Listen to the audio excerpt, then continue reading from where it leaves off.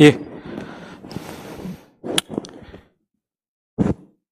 밖에 계신 분들은 좀 들어와 주시라고 말씀해 주시고요. 네, 7시 20분부터 저희에게 주어진 시간이 한 40분 정도 될 걸로 생각합니다. 그래서 늦어도 한 8시 5분까지는 끝내려고 계획하고 있습니다. 패널 토의와 질의응답 시간을 갖게 되는데요. 이 주제에 대한 패널로 두 분 또 함께 하시는 분을 모셨습니다. 잠깐 소개드리고 시작을 하겠습니다. 먼저 이숙경 교수님, 우리 학교 기독교 교육학과 교수시고 교육혁신센터장이십니다. 이렇게 해주셨고요.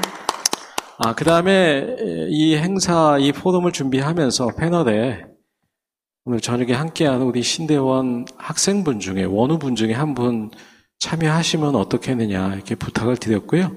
원우 중에 한 분 추천이 돼서 함께하게 됐습니다. MDB 2학년 학생이시고요. 그 중국의 또 탈북한 여인분들 위해서, 여성분들 위해서 사역하고 계시는 분이십니다. 우리 김영란 원우님 소개시켜드리겠습니다. 예, 감사합니다. 네, 김영란 원우님부터 이 두 분 우리 교수님과 목사님 발제를 듣고 간단한 코멘트와 함께 질문을 하고 또 이숙경 교수님이 연이어서 코멘트와 질문을 하는 시간을 갖도록 하겠습니다.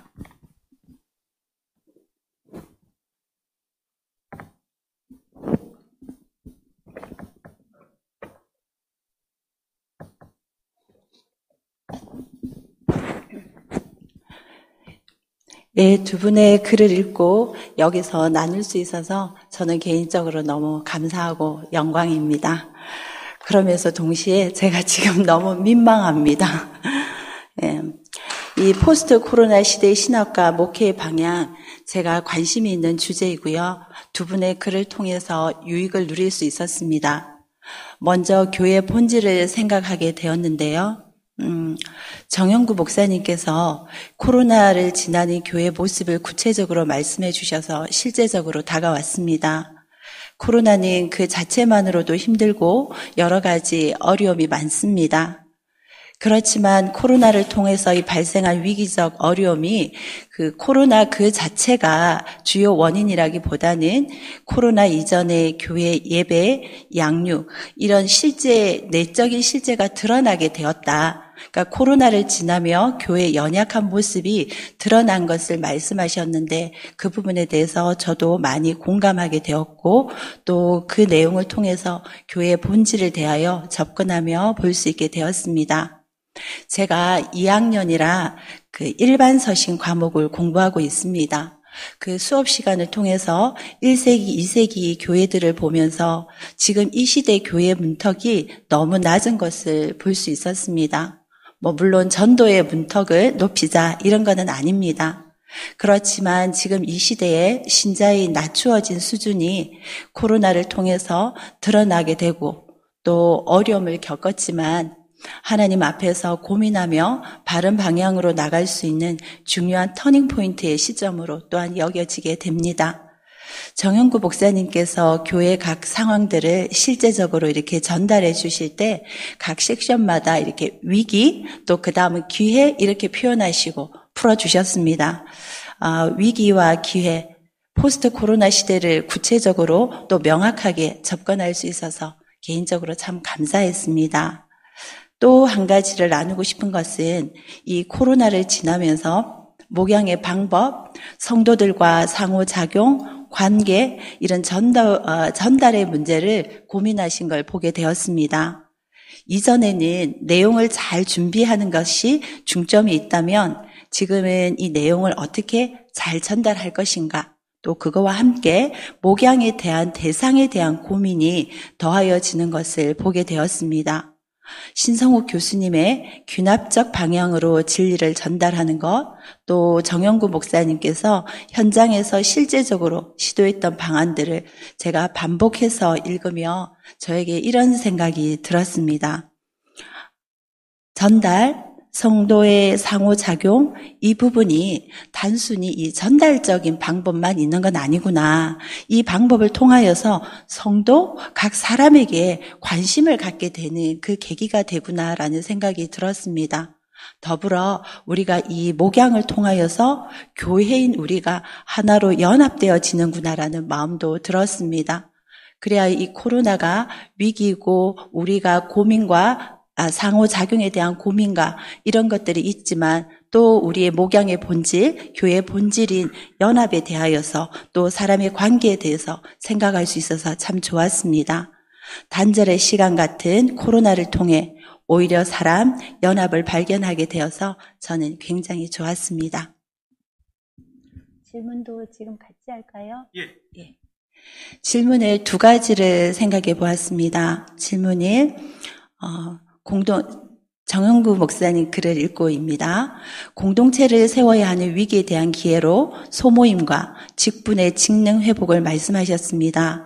소그룹이 너무 중요하고 한 사람이 세워지는 일에 너무 공감합니다. 목사님께서 코로나 기간을 지나며 소그룹에서 한 사람의 제자를 세우는 일에 대하여 좀 더 말씀해 주시면 듣고 싶습니다. 질문이 신성욱 교수님의 설교를 듣고 논문을 읽고 작성하였습니다. 청중을 설교 속에 참여시키며 청중 스스로 새로운 사실을 발견할 수 있어야 한다는 귀납적 방향은 공감이 됩니다. 그런데 고민되는 부분은 연역적 설교 방법에 익숙한 대상들에게 귀납적 설교 방식을 적응해 나가는 과정에서 도움이 되는 방안들이 있으면 듣고 싶습니다. 이상입니다. 네. 감사합니다. 잠깐 기억해 놓으셨다가 우리 이수경 교수님 질문까지 나중에 같이 답을 해 주시면 감사하겠습니다. 이 질문에 대해서 신성욱 교수님은 미리 전달받고 또 서면으로 간략한 답변을 해 주셨습니다. 우리 그것도 역시 정성욱 교수님이 또 대독해 주시겠습니다. 이수경 교수님 코멘트와 질문 부탁드립니다. 먼저 정현구 나오나요? 나오죠? 정현구 목사님 글을 읽고 정말 너무 감사했어요. 이 코로나 이후에 교회를 바라보는 눈에 대해서 너무 균형 있게 제시해 주셨다는 생각이 들고 굉장히 섬세하게 어떻게 우리가 대응을 해야 되는지 그냥 이렇게 큰 줄기로 말씀하시는 게 아니라 섬세하게 제시를 해 주신 것 같아서 너무 많은 걸 배웠습니다. 그리고 특히 그 목회 현장에서의 그 경험의 기초에서 얘기해 주셨기 때문에 좀 더 현실적으로 생각할 수 있는 기회가 됐던 것 같습니다. 그리고 이제 목사님이 제기하신 여러 가지 우리 그 상황을 진단하는 방향이라든지 방향성에 대해서 너무나 공감하면서 이런 이야기들이 좀 더 많이 이루어졌으면 좋겠다라는 그런 생각도 하게 되었습니다. 그러면서 이제 정현구 목사님께 좀 더 알고 싶은 거, 어떤 질문이라기보다 좀 목사님께 여쭙고 싶은 건 뭐냐면, 이제 부모의 역할에 대해서 굉장히 중요하다, 이렇게 짚어주셨어요. 근데 이제 저도 기독교 교육을 하는 사람으로서 항상, 그 신앙 교육에 있어서 가장 중요한 사람은 부모다라고 이렇게 많이 얘기를 하는데, 이번에 코로나를 통해서 더 그것이 이제 확인이 됐다, 이렇게 생각이 되어지거든요. 근데 그 부분에 대해서 사실 많은 기독교 교육을 하는 사람들이 얘기를 하고 교회들도 실감을 했는데 그러면 그 이후에 부모 교육이 어떻게 이루어져야 되는가라는 그 부분에서는 아직까지 그렇게 많은 대안들이 나오고 있는 것 같지는 않아서 목사님 교회에서 이 부모 교육, 부모들의 어떤 이 자녀 신앙 교육에 대한 태도를 바꾸는 이런 노력들이 어떻게 이루어지고 있는지 저는 좀 그런 것들이 듣고 싶었습니다. 부모들은 이제 신앙교육을 부모가 해야 된다 그러면은 먼저 굉장히 부담스러워하고 모든 아까 목사님들 너무나 이야기를 정확하게 해주셨는데 교육을 학교에다가 그냥 맡겨버리거나 교회 주일학교에 맡겨버리거나 이런 세월이 너무 길었는데 그건 사실 기독교 교육의 본질과는 좀 거리가 먼 건데 그런 이제 부모 교육들의 인식을 바꾸고 부모 교육을 어떻게 해나가야 될까라는 부분에 생각들을 조금 더 말씀해 주시면 좋을 것 같고, 그것과도 연결이 되는 건데, 이제 목사님께서 제시하시고 있는 방향성이라든지 관점이 굉장히 저는 공감이 많이 갔음에도 불구하고 또 어떤 생각이 들었냐면, 한국 교회에 과연 몇 프로가 이런 생각을 할까라는 생각도 조금은 했습니다. 예. 그래서 기존의 그 인식을 바꿔야지만 이게 방향이 바뀔 것 같은데, 이제 목사님 교회는 계속 목사님의 목양 아래서 그런 인식을 갖고 성도들이 왔기 때문에 이런 방향을 이렇게 찾아가는 것에 어려움이 없을 수도 있는데, 이제 그렇지 않은 많은 또 교회 또 크리스찬들의 이 인식의 변화를 어떻게 이끌어낼 수 있을까라는 그런 좀 것들에 대한 목사님의 의견이 좀 궁금했습니다. 그리고 한 가지 이제 재미있었다고 생각하는 거는, 목사님께서 평신도 리더를 교육할 때 유튜브를 보고 상담 이론을 배운 다음에 그거를 적용하게 했다라는 그 말씀이 저는 참 좀 재미있게 다가왔어요. 그러니까 이제 앞으로는 또 AI도 나오고 이런 것들이 많이 나오는데, 이제 이 교회 교육의 방향의 하나라는 생각도 좀 들었습니다. 항상 사람을 불러서 듣고 끝났다면, 이제 목사님은 새로운 방법을 택하신 것 같아요.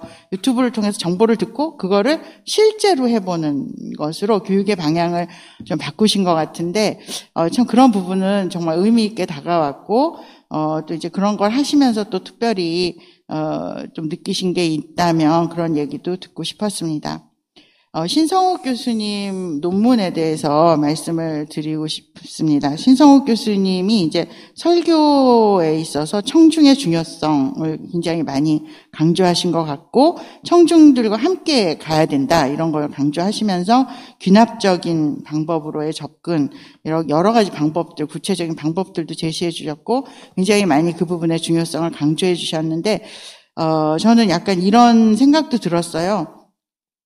설교가 이렇게 간다면 교육과 어떤 차이가 있을까라는 생각, 제가 교육을 전공하고 있기 때문에 들었고, 이제 사실은 굉장히 교육적이고 상담적인 접근과 비슷하다는 생각도 조금 들면서, 이게 설교와 교육과 상담이 조금 더 유기적으로 관계를 맺으면서 이런 문제들을 봐야 되지 않나라는 그런 생각이 좀 하게 됐고, 또 하나는 이제 연역적 설교의 문제점에 대해서 신성욱 교수님이 굉장히 많이 지적을 해주셨는데, 조금 아쉬웠다면 연역적 설교가 기여한 바들도 진짜 오랜 역사 동안 기여한 바들이 있을 텐데, 그 부분에 대한 언급도 조금 해주셨으면 좋았겠다. 마치 연역적 설교는 다 잘못된 것 같다는 느낌이 드는데, 오랜 세월 연역적 설교를 들으면서 예수님을 믿고 변화된 사람들도 있기 때문에, 그런 부분을 이제 어떻게 또 우리가 소화해야 될지 그 장점들을,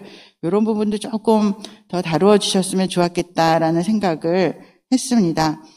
그리고 제가 던진 질문은 이제 일반적인 설교에 대한 얘기를 해주셨는데, 특별히 다음 세대들, 지금 전혀 이런 어떻게 보면 인식의 방법이라든지 접근의 이 사물을 보는 눈이라든지 이런 게 굉장히 다른 다음 세대들을 위한 설교의 방향에 대해서 혹시 교수님이 평소에 생각하신 게 있으면 좀 말씀해 주십시오라는 질문을 했었고, 이제 두 번째는 메가버스 같은 그런 완전 새로운 지금 방향이 지금 제시되고 있는데, 어떤 영역보다 설교에 대한 도전이 많을 것 같다는 저는 생각을 조금 했습니다.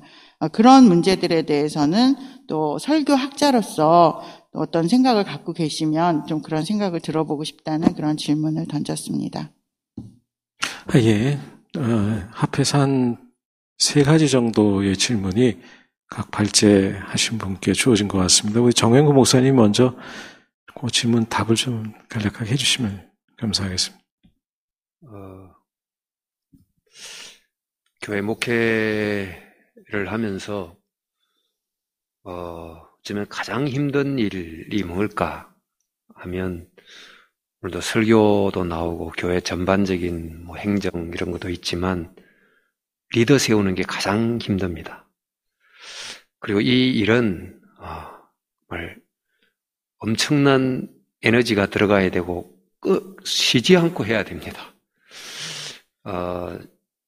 기대만큼 미치지 못한 리더들도 계속 나오고, 또 어떤 리더가 직분은 뭐 장로 권사인데 실제로 그 직분 때문에 중요한 소구를 맡기면 이분들은 직분은 높은데 실제 영향력은 별로 미치지 못하는 그 행정적 위치와 목회적 영향력에 갭이 생기는 이럴 때 어떻게 해야 될지 이런 문제도 생기고 이런 소그룹은 굉장히 어려운 과제이고요. 목회를 한다는 것은 가장 첫 번째 과제가 소그룹 리더를 세우는 일에 엄청난 에너지를 쏟는 것이다. 이렇게 설교를 잘하는 것보다 어쩌면 여기가 더 중요하지 않겠나 생각을 하게 되고요. 그러면서 이제 그 소그룹 리더에 관한 리더를 잘 훈련시키면 된다고 생각을 했는데 해보니까 이 소그룹 리더는 잘 훈련받은 사람이 잘하기보다 좀 편한 사람이 잘하더라고요.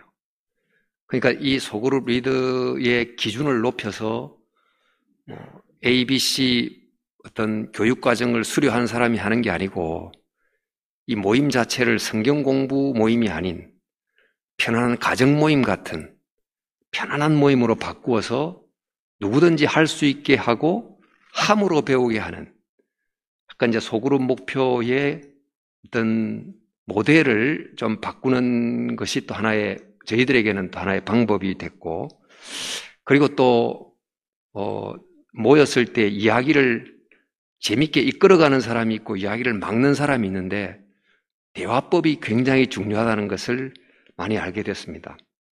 그래서 어떻게 질문하는지 또 어떻게 말을 닫고 들을 줄 아는지 이런 데 대한 지속적인 대화의 기술을 배우는 것이 소그룹 리더를 양육하는 중요한 또 노하우이기도 했는데 늘 좋은 신앙, 확실한 신앙 이런 분들이 잘 못해요.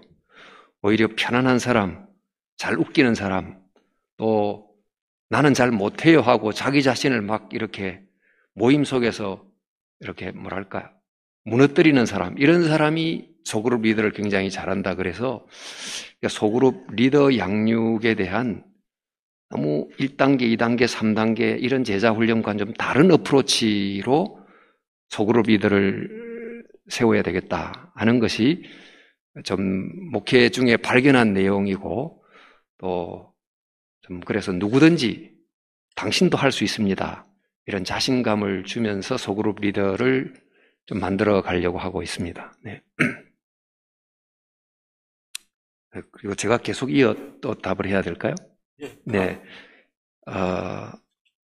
부모의 역할이 중요하다는 원리는 진작부터 알고 있었고, 또 교회에서 하브루타 교육도 해보고, 기도 학부모 교실을 열어서 관심 있는 특별히 중고등부 학생들을 둔 학부모들이 아이들 입시를 위해서 기도하자고 하면 모여요. 근데 기도를 하자고 하고 모인 자리에서 학부모 교육을 의식화를 계속 시키는 겁니다. 시키는데 그러나 이 목표에 이르기는 굉장히 여력이 부족합니다.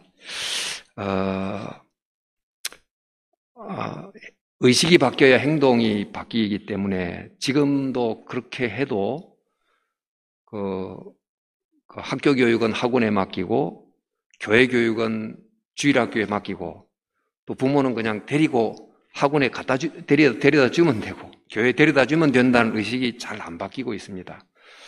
이것은 이런 교사와 부모의 팀워크, 그러니까 부모에게 맡긴다 그러면 부모가 너무 부담을 느끼니까 이건 팀워크이다. 그래서 좀 팀워크 개념으로 좀 이 교회 교육을 좀 진행해 가고 또 그리고 이제 교회에서 자주 시도하려고 했던 것이 부모 세대와 자녀 세대의 통합인데 저희는 정기적으로 부모들이 자녀들의 그 해당 연령의 주일학교에 참여하게 합니다. 그런 시기를 하는데 물론 아이들이 안 좋아하는 아이들도 있긴 하지만 또 아이들이 어떤 식으로 예배를 드리는지 실제 참여하게 해주고 또 자녀들이 어떤 때는 중등부, 고등부, 초등부, 유년부가 각각 작년 예배에 참여해서 부모님의 예배 문화에 좀 익숙하게 해주기도 하면서 잠깐 거리를 좁혀가는 이 정도의 노력을 하고 있는데, 뭐 대안학교를 정말 기독교 대안학교를 하고 이런 정도가 되지 않는 한 지역교회에서 이 부모의 역할을 제대로 회복한다는 것은 아직 뚜렷한 어떤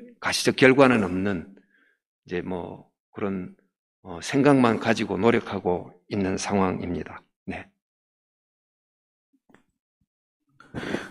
네, 정 교수님. 네. 네, 이제 저는 거의 신성욱 교수님이 된 것 같아요. 먼저 우리 김영란 원우님께서 주신 질문이요. 이제 연역적 설교 방법에 익숙한 대상들에게 귀납적 설교 방식을 적용시켜 나가는 과정에서 도움이 되는 방안들이 있으면 듣고 싶다, 이렇게 질문을 해 주셨습니다. 우선 제 논문에서 귀납적 방향으로 설교를 전개하는 방법, 이 네 가지에 대해서 논문 후반부에서 설명을 드렸습니다. 그 부분을 다시 참고하시면 좋겠다는 생각이 들고요. 첨가하자면 설교의 서론에서 본문부터 시작하지 말고 본문과 흡사하거나 대조적인 현실의 예화로 시작하면 어떻겠나 하는 생각이 듭니다. 근데 이것은 대부분 사용하고 있는 방식이죠. 많은 사람들이 이미 사용하고 있고, 근데 유일하게 사용하고 있는 방식이 아닌가 싶어요. 추천하고 싶은 것은요, 설교의 제목을 청중들이 다 알게 제시하지 말고 궁금증을 유발하는 제목으로 한 주 전에 주보에 한번 게재해 보는 것도 한 가지 시도해 볼 만한 방법이 될 것 같습니다. 예를 들어서 아브라함의 순종, 이런 식으로 하지 말고 하나님의 방정식과 같은 제목으로 한번 게재해 보는 것이죠. 제일 큰 문제는 원포인트로 설교를 하고 싶어하는 설교자들이 많은데 한 주제를 가지고 30-40분 설교 원고를 작성해 본 경험이 없다는 것입니다. 때문에 저는 원포인트로 설교할 수 있는 다양한 설교의 틀을 개발해서 수업 시간에 지금 제시해 주고 있습니다. 그래서 원포인트를 배우고 접목해본 예배 설교학의 대학원생들은 코로나19 시대에 오히려 여러 배로 부응한 간증들을 또 가지고 있어서 그 효과를 확인하고 있다, 이렇게 말씀드릴 수가 있겠습니다. 이상 신성욱 교수님의 대답이었습니다. 우리 이숙경 교수님께서 세 가지 질문을 사실 주셨는데요. 이 답안지는 2가지밖에 없습니다. 지금 그래서 먼저는 다음 세대 어린이 청소년들을 위한 설교의 방향성에 대해서 질문을 하셨습니다. 성인 설교보다 주일학교나 청소년 설교를 더 많이 하고 있을 신대원 학생들을 위해서 좋은 질문이 아닌가 싶습니다. 어린이나 젊은이들의 설교 집중 시간이 어른들의 그것보다 훨씬 짧죠. 네, 그렇기 때문에 정답부터 제시하는 연역적 방식보다는 감동적이고 드라마틱한 미디어 작품들에 익숙한 그들에게 어플하기 힘이 든다는 것이죠. 연역적 방식이. 따라서 다음 세대 젊은이들에게는 성인 성도들보다 더욱 본 논문에서 제가 언급한 귀납적 방향의 구체적인 전략들이 필요할 것이다, 이렇게 생각을 합니다. 이 교수님 2번째 질문해 주신 미디어에 관련된 질문해 주셨습니다. 최근 교회에서 메타버스를 활용하는 경우가 있는데 설교학자 입장에서 어떻게 보시는지. 코로나19로 촉발된 비대면 일상은 가상과 현실을 혼합한 메타버스 시대를 이제 앞당겼습니다. 이미 메타버스를 목회 활용하고 있는 교회들도 있습니다. 대표적으로 온누리교회 같은 교회는 가상현실, VR이라고 하죠. Virtual Reality, 가상현실 천지창조라고 하는 선교 체험관을 만드는 모양입니다. 그래서 코로나로 직접 가지 못하는 선교 현장을 가상현실로 또 체험하고 이제 방문할 수 있는 방식도 방식이라고 합니다. 그 온누리 교회에서 하고 있는 방식이. 설교에도 이를 유용하게 활용할 수 있다고 봅니다. 직접 가지 않았거나 갈 수 없는 성경 본문에 나오는 장소나 현장, 이런 것들을 미디어를 통해 보여주면서 현장감 있는 설교를 재현할 수 있을 것입니다. 예를 들면 갈릴리 바닷가의 모습이나 갈릴리 바다에 부는 거센 바람과 풍랑 등을 직접 보여주면서 본문 당시 제자들의 두려움이 얼마나 컸을까를 피부에 이제 와닿게 아마 소개할 수 있을 것 같습니다. 이상 신성욱 교수님의 대답이었습니다. 예, 감사합니다. 혹시 목사님 더 하실 말씀? 제가 조금 더 덧붙이면, 사실 저도 이제 설교에 관한 오늘 논문에 대해서 굉장히 많은 도움을 얻게 됐는데, 근데 이제 말씀하신 중에 한 주 앞서 설교 제목을 주보에 낸다. 목회 현실상 거의 쉽지 않습니다. 근데 저는 설교의 질을 높이기 위해서 설교학을 배우는 것보다 설교 횟수를 줄여야 되는데, 한국 교회의 가장 문제는 이 설교 원리를 적용할 만큼의 시간이 별로 없는 점이 굉장히 문제입니다. 너무 바쁘다는 것이 사실 한국 교회 현실인데, 그래서 일부 교회, 또 저희도 해보려고 하는 방법 중에 하나가 장년 설교, 청년, 청소년, 유소년의 설교의 본문을 동일하게 해서 그 주중에 동일한 본문을 가지고 설교해야 될 교역자들이 다 모여가지고 본인들이 본문을 어떻게 봤는지를 토의함으로 상호 배우고, 한 사람이 각각의 본문을 주해하고 주석하고 이렇게 살피지 말고 관련된 책을 보고 인사이트를 얻으면 미리 상당히 많이 이제 사전 학습을 할 수 있는 효과가 있는 것 같아요.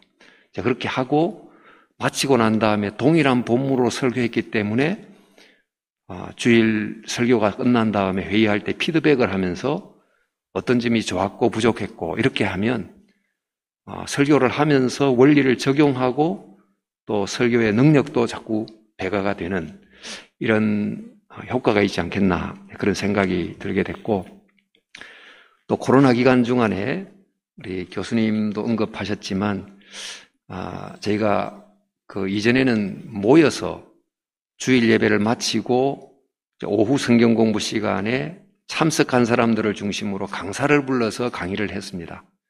명강의였는데도 돌아가면서 대부분 다 잊어버려요. 그러니까 강사 섭외해야지, 사람 모으려고 광고해야지. 마치고 나면 별 효과가 없어요.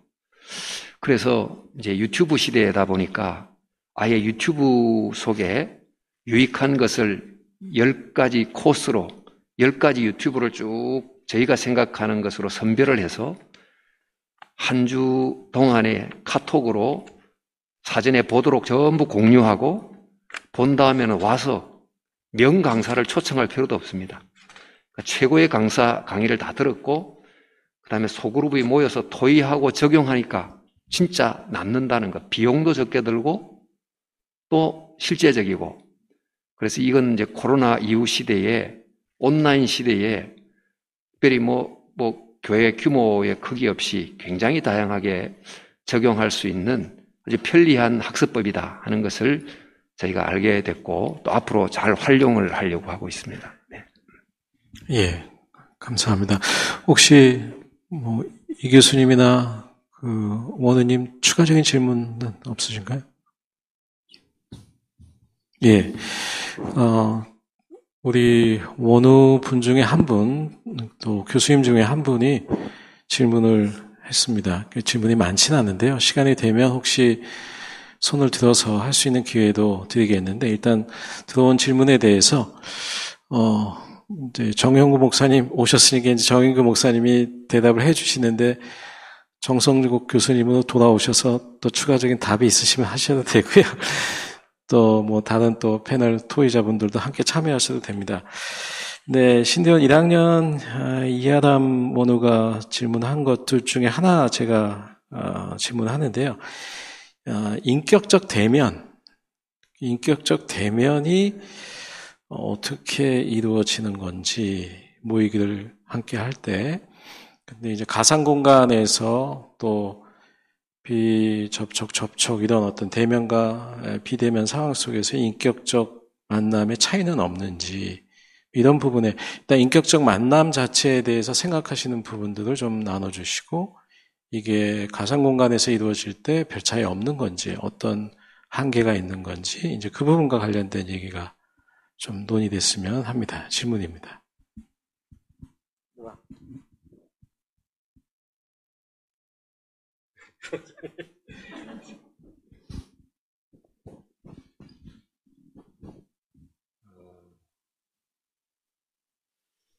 인격적 만남이란 말은 참 정의하고 설명하기가 좀 모호한 또 광범위한 개념인 것 같고요. 그러니까 자기를 오픈하는 만남이라고 표현할 수 있을 것 같은데, 그러니까 소모임들 중에 자기를 오픈하는 정도에 따라서 모임의 질이 달라지거든요. 그러니까 사실 마음의 마스크를 다 쓰고 사실상은 만나기 때문에 마음과 마음이 만나지 않는 그런 만남은 수동적이고 또 말 그대로 이제 서로가 서로를 교육하고 위로하는 그런 효과가 별로 없는 영양가가 낮은 만남이 되겠는데, 참 재미나는 것이 그런 식의 모임 속에 어떤 한 분이 자기의 어떤 일주일 속에 일어났던 일을 다 고백하는 한 사람이 그 분위기를 확 바꿉니다. 그 한 사람이 모임을 구원하는 셈이죠.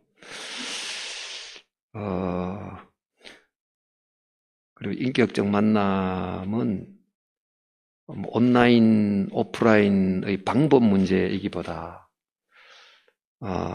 내가 이런 나의 아픔을 공개하고 나눴을 때 상대들이 진심으로 받아주는가 하는 신뢰가 형성돼 있는 것이 중요한 것 같고, 또 실제로 이제 그런 소모임은 모일수록 에너지가 계속 생기고, 안 그런 곳은 결국 사라지고, 그래서 1, 2년 지나면 여러분도 교회에서 아시겠지만 어떤 소모임은 계속 가지를 치고 분가하고 분구하고, 어떤 모임은 사라지고 통폐합되고, 그런 내면 속에는 바로 이런 자기 오픈이라고 하는 핵심 문제가 담겨 있지 않나 생각을 합니다. 감사합니다. 다른 또 혹시 참여하실 분 있으면 이 주제에 대해서. 인격적인 만남을 이제 오픈하는 거라고, 이제 자기 얘기를 할 수 있는 거라고 이제 목사님 말씀하셨고, 저도 그렇게 생각하는데, 학생들하고 이제 비대면으로 수업하고 대면으로 수업하고 이렇게 보면 비대면일 때 오히려 오픈을 더 잘하는 사람들이 있어요. 뭔가 이렇게 조금의 거리감이 더 편안하게 느껴지는 것 같아요. 그리고 오히려 이제 그러던 학생들이 대면으로 했을 때 이렇게 딱 얼굴을 마주 봤을 때는 조금 그 부담감을 느낀다, 이런 것이 이제 성격에 따른 것도 있고 상황에 따른 것도 있는 것 같아서, 어떤 경우는 비대면이 이렇게 관계로 이렇게 나아가는 단계에서 더 좋은 효과를 또 낼 수도 있지 않나, 이런 생각도 이제 제가 저의 경험 속에서는 좀 해보게 됐습니다. 네. 정 교수님 다른 말씀 없으시고요? 네, 저도 유사한 생각을 가지고 있는데요.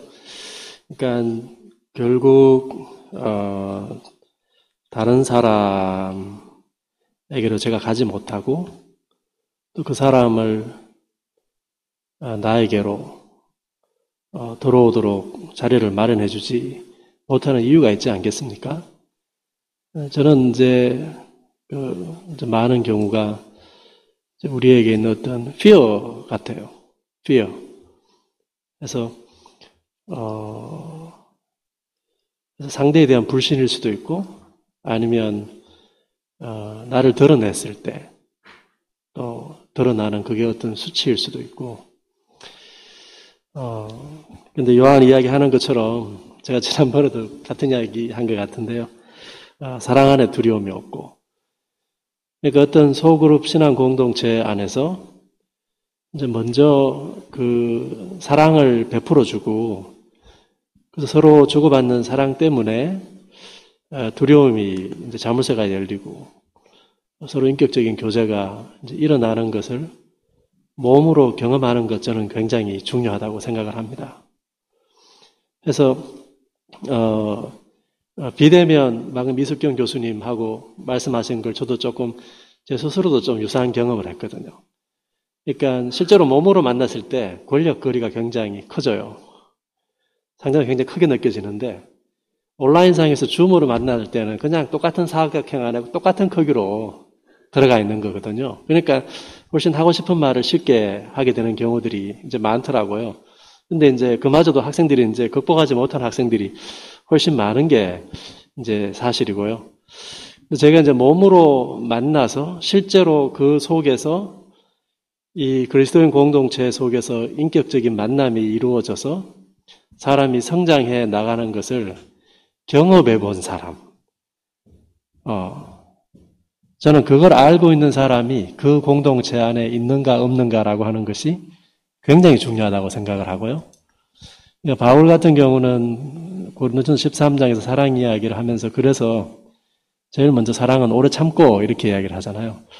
그래서 공동체 안에서 이제 오래 참고 인내해 주는 거, 다른 사람이 자기를 오픈할 수 있고 또 나도 받아들일 수 있도록 인내하고 이제 기다리는 그것이 공동체 가운데 이제 굉장히 결여되어 있지 않는가 싶어요. 해서 그런 일들이 우리 가운데 일어나지 않는 것도 아닌데 인내하지 못해서 너무 조급해가지고 너무 좋은 공동체를 빨리 만들고 싶은 조바심에 우리 가운데 또 있기도 하고 그런 뭐 여러 가지 원인들이 있는 것 같습니다. 예. 네, 감사합니다. 한 3개의 질문이 더 있지만 시간 관계상 하나만 더 다루고 저희가 마쳐야 될 것 같습니다. 정형구 목사님께 질문하는 질문인데요. 온라인 사역의 3가지 방안, 가능하다고 말씀하셨는데, 이제 교회가 해야 될 표지 중에 선포가 가능할 것 같은데, 성례나 권징 같은 부분은 혹시 이 부분과 관련한 이 가상 현실 시대에서의 대안이 혹시 있을겠나 한번 여쭤봅니다.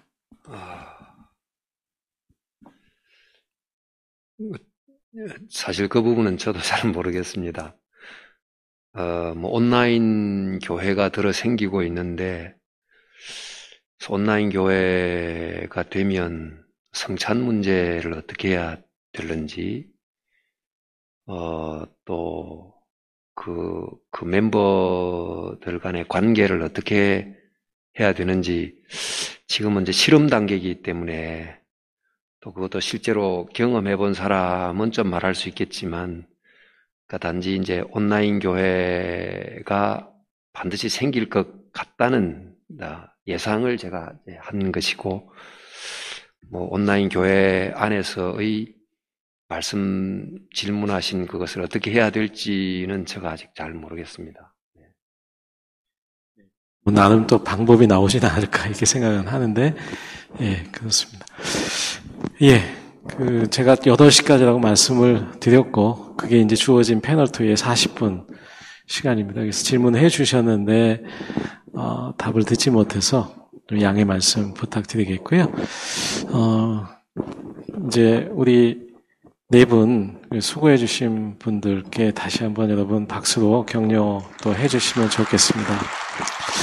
예. 이제 마무리 지으면서 우리 신학대학원장이신 허주 교수님이 기도해 주시고 마치도록 하겠습니다. 잠깐 나오셔서 기도 부탁드립니다.